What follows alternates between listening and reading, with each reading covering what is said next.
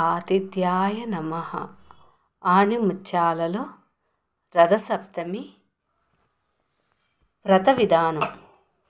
సంవత్సరానికి 24 సప్తములు. రథసప్తమి 24 సప్తములలో ఎక్కువ విశిష్ట కలిగిన సప్తమి.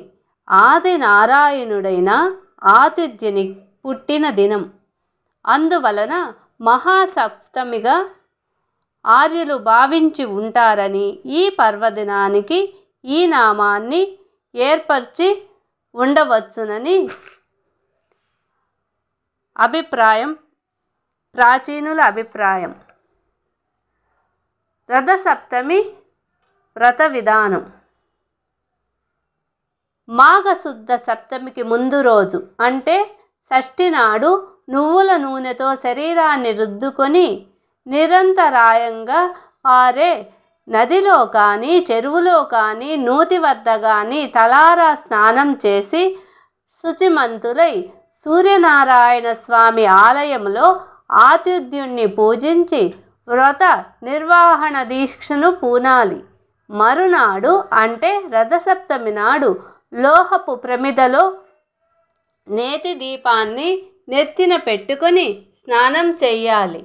బంగారుతో కానీ వెండితో కానీ తుదకు చెక్కతో కానీ ఒక రథం చేసి దానికి 7 అశ్వాలను సూతుడిని అమర్చి అందులో సూర్య ప్రతిమను ఉంచి నదీ తీరములో కానీ సరోవరములో కానీ ఒక తెల్లని నూతన వస్త్రాన్ని పరిచి ఆ రథాన్ని వస్త్రంపై ఉంచాలి.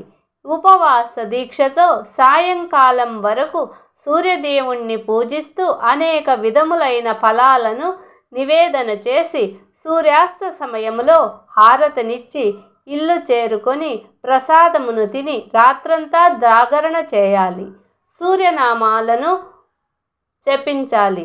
భజనలు సాగిస్తూ జాగరణ సవ్యంగా చేయాలి. ఆ మరునాడే అంటే అష్టమి నాడు యథావిధిగా స్నానములు కావించి పునఃపూజలు చేసి నైవేద్యాలను సమర్పించి పారణ చేయాలి. ప్రసాద వితరణతో పాటు విధిగా సముచిత దాన ధర్మాలు చేస్తూ పూజ కావించిన రథాన్ని సూర్య ప్రతిమను అర్హులకు దానం చేయాలి. వేద పండితులైన బ్రాహ్మణులకు దానాలతో సంతృప్తులను చేసి వారి ఆశీర్వాదాలు పొందితే వ్రతకర్తకు సర్వరోగ విముక్తి లభిస్తుందట. పౌత్రాభివృద్ధి చెంది వంశవృద్ధి జరుగుతుందట. అలాగే పుణ్యలోకాలు ప్రాప్తిస్తాయి అని చెప్పగా విని కాంబోజరాజు నిర్విఘ్నంగా ఈ వ్రతం ఆచరించారని చెబుతున్నారు మన పురాణాలలో. ఆ విధముగా తన పుత్రుణ్ణి రోగ విముక్తిని చేయటం జరిగింది.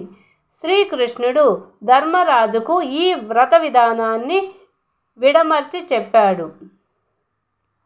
మాఘమాసములో అరుణోదయ స్నానం అత్యంత పవిత్రవంతము అని ప్రతీతి. ఇందువలన సకల ఆయురారోగ్యాల ఐశ్వర్యాలు సిద్ధిస్తాయని హిందూ సాంప్రదాయంలో ఘంటాపదముగా చెప్పబడి ఉంది. అందుకే రథసప్తమి నాడు అరుణోదయ స్నానం కోటి జన్మల పాపాలు నశిస్తాయని ఎంతో పుణ్యం కలుగుతుందని విశ్వసిస్తారు. ప్లీజ్ ఆదరించండి. అక్షరాల ఆణిముత్యాలను ఆదరించండి. ఈ వ్రత విధానాన్ని ప్రాచీనుల నుండి అవలంబిస్తున్న ఈ వ్రత విధానాన్ని అందరూ ఆచరించి ఆ సూర్యనారాయణుని అనుగ్రహం పొందాలని ఆశిస్తూ అక్షరాల ఆణిముత్యాలను ఆదరించండి. చిన్న లైక్ ఇచ్చి షేర్ చేయండి.